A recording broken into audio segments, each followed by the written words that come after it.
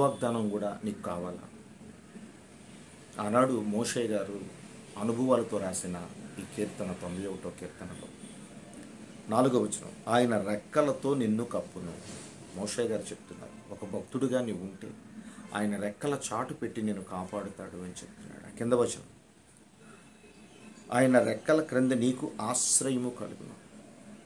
నిన్ను ఆశ్రయించేవాడు, నిన్ను కాపాడేవాడు, నిన్ను నడిపించేవాడు, పోషించేవాడు, నిన్ను ఆదుకునేవాడు, ప్రతి విషయంలో నీకు సహాయం చేసేవాడు, నిన్ను నీ కుటుంబాన్ని దీవించి ముందుకు నడిపించేవాడు, నీ ద్వారా దేవుడు సువార్త తన ప్రేమని ప్రకటింపజేసి ఎంతోమందిని రక్షించేవాడు, వారందరినీ ఆ సన్నిధిలోకి నడిపించి నీ తర్వాత వారికి కూడా యథార్థంగా ఉంచి దేవుడు పని చేయించేవాడు.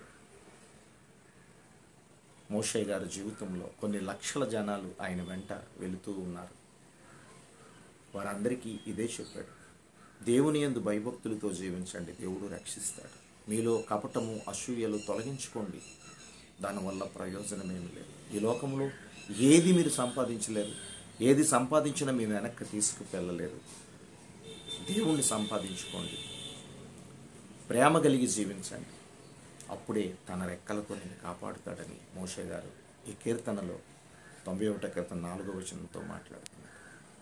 ఒక భక్తుడిగా నీవు ఉంటే, నిన్ను కప్పేవాడు దేవుడను నమ్మితే, ఆయన రెక్కల క్రింద ఆశ్రయం కలుగుతుందని నువ్వు నమ్మితే, ఖచ్చితంగా నీ నమ్మకము నిన్ను దీవిస్తుంది, నిన్ను రక్షిస్తుంది. ఈ వాగ్దానం నీ జీవితంలో ఫలించును గాక.